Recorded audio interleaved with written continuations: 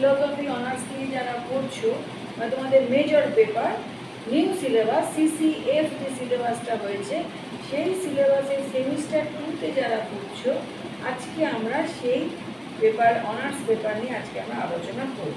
তোমরা সিলেবাস আলোচনা পেয়েছো কিনা জানি না, তো আমার কাছে যে সিলেবাসটা রয়েছে সেটা আমি তোমাদের দেখিয়ে দেবো। এখন আমি একটু বোর্ড ওয়ার্ক করে বুঝিয়ে দিই। প্রথমেই দেখো রয়েছে সেমিস্টার 3-তে ইন্ডিয়ান ফিলোসফি 1, তার মানে ইন্ডিয়ান ফিলোসফি প্রথম পার্ট আমাদের এবছর সিলেবাসে দিয়েছে। কি আছে না, ইন্ডিয়ান ফিলোসফি মানে ভারতীয় দর্শন। প্রথমেই বলে দিই ভারতীয় দর্শন। দেখো আমি একটু বোর্ডের দিকে তাকাও। ভারতীয় দর্শনের আমাদের যে দুটো ভাগ রয়েছে নাস্তিক এবং আস্তিক। কি বেসিসে ভাগ হয়েছে না, নাস্তিক আস্তিক বলতে আমরা অনেক সময় মনে করি যে ঈশ্বরের ওপর ডিপেন্ড করে আমরা নাস্তিক আস্তিক ভাগ করেছি, কিন্তু না। ভারতীয় দর্শনে বেদের প্রামাণ্যের ওপর নির্ভর করে আমরা নাস্তিক এবং নাস্তিক এই দুটো ভাগ করেছি। যারা বেদের প্রামাণ্য স্বীকার করে তাদেরকে বলা হয় আস্তিক দর্শন, আর যারা বেদের প্রামাণ্য মানে না তাদেরকে বলা হয় নাস্তিক দর্শন। এখন নাস্তিক দর্শন কারা? নাস্তিক দর্শন হচ্ছে 3টে, চার্বাক, বৌদ্ধ, জৈন। এখানে দেখো নাস্তিক এবং আস্তিক দুটো ভাগ করেছি। কিসের ওপর ভিত্তি করে হয়েছে? বেদের ওপর নির্ভর করে। নাস্তিক দর্শন কটা? চার্বাক, বৌদ্ধ আর জৈন। আস্তিক দর্শন কটা? 6টা, ন্যায়, বৈশেষিক, সাংখ্য, যোগ, মীমাংসা, বেদান্ত। এই 6টা দর্শনকে একত্রে কি বলা হয়? স্বরদর্শন। এটা হচ্ছে মেন স্ট্রাকচার। এবার তোমরা কি করবে? এবার তোমরা দেখো তোমাদের কাছে যে সিলেবাস আছে সেই সিলেবাসে দেখবে যে প্রথমেই যেটা রয়েছে, তোমাদের আমি আবার আরও ডিটেলে বোঝাবো।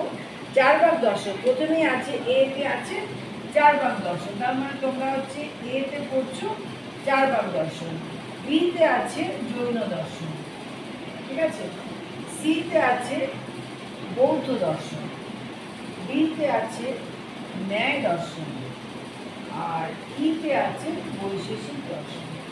তাহলে সিলেবাসের প্রথমেই যে লেখা আছে ইন্ডিয়ান ফিলোসফি 1 পার্ট 1 যেটা দিয়েছে, তাহলে 1 কেন হচ্ছে? পরিষ্কার হয়ে গেল।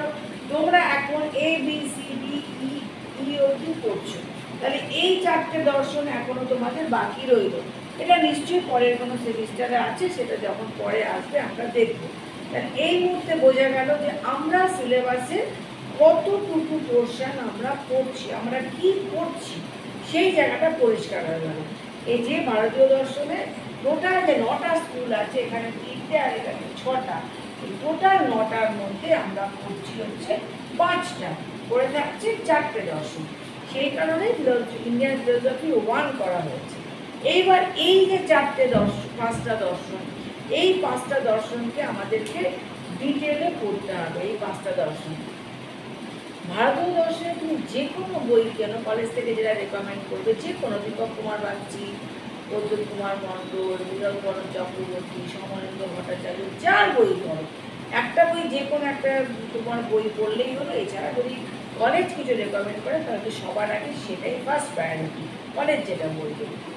তাহলে সিলেবাসটা আশা করে বোঝাতে পারলাম যে আমরা কি পড়বো।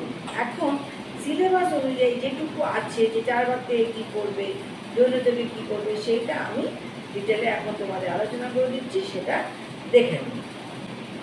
চ্যানেলে যারা তোমরা নতুন এসেছো, আজকে হয়তো প্রথম আমার ক্লাস করছো, যদি ভালো লাগে তাহলে একটা লাইক করবে এবং চ্যানেলটাকে সাবস্ক্রাইব করে রাখবে। আশা করছি পরপর যা যা তোমাদের দরকার আছে সেইগুলো ক্লাসগুলো তোমাদেরকে দেব। ইউনিভার্সিটিতে ফিলোসফি অনার্স নিয়ে যারা পড়ছো সেমিস্টার 3-তে, তোমাদের যে নতুন সিলেবাস বেরিয়েছে তোমরা নিশ্চয়ই সবাই পেয়েছো। এই যে সেমিস্টার 3-এর সিলেবাস দেখো রয়েছে ডিএসসিসি 3 অ্যান্ড ডিএসসিসি 4। এখানে রয়েছে Indian philosophy 1 and western logic 1, মানে ফার্স্ট পার্ট যেটা, ঠিক আছে। তো এখানে যে সেমিস্টার 3-এর যে সিলেবাস দিয়েছে, দেখো সেমিস্টার 3-তে তোমার বলে দিচ্ছি, এই যে এখানে দেখো সেমিস্টার 3-তে ইন্ডিয়ান ফিলোসফিতে কি আছে। তা তোমাদের তো এতক্ষণ বুঝিয়ে দিলাম যে কোন পার্টটুকু তোমরা পড়বে, সেটা তো তোমরা নিশ্চয়ই দেখেছো। এখন ডিটেলে আমরা একটু আলোচনা করব। প্রথমেই দেখো রয়েছে যে চারবাক স্কুল, প্রথমেই দেখো রয়েছে চারবাক দর্শন। কী আছে এপিস্টেমোলজি, মেটাফিজিক্স অ্যান্ড এথিক্স, মানে জ্ঞানতত্ত্ব, অধিবিদ্যা আর নীতিবিদ্যা। এরপরে জৈন দর্শন রয়েছে। জৈন দর্শনে রয়েছে তোমার সৎ মানে স্যাত যেটাকে বলা হচ্ছে, অনেকান্তবাদ আছে, স্যাতবাদ, সপ্তভঙ্গি নয়। বুদ্ধিজমের রয়েছে ফোর নোবেল ট্রুথ, মানে হচ্ছে তোমার 4টি আর্য সত্য। তারপরে দেখো রয়েছে প্রতীত্ব সমুৎপাদবাদ।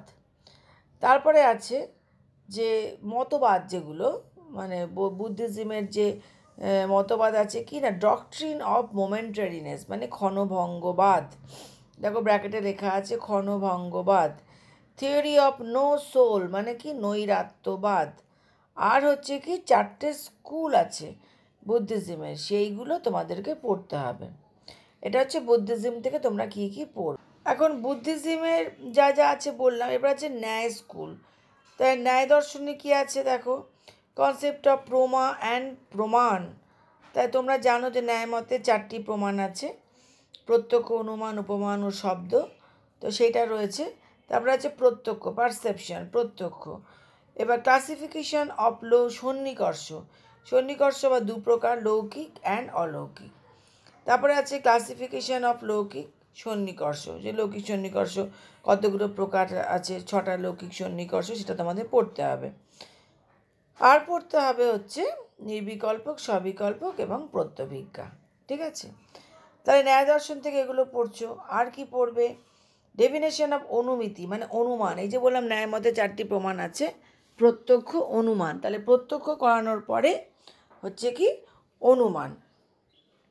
অনুমানের পরে রয়েছে কি ব্যাপ্তি, তারপরে আছে পরামর্শ, তারপরে তোমার অনুমানের যে প্রকারভেদ, পূর্ববৎ, শেষবৎ, সামান্যত দৃষ্ট, তারপরে তোমার কেবলান্বয়ী, কেবল ব্যতিরেকী, অন্যয় ব্যতিরেকী, স্বার্থানুমান, পরার্থানুমান।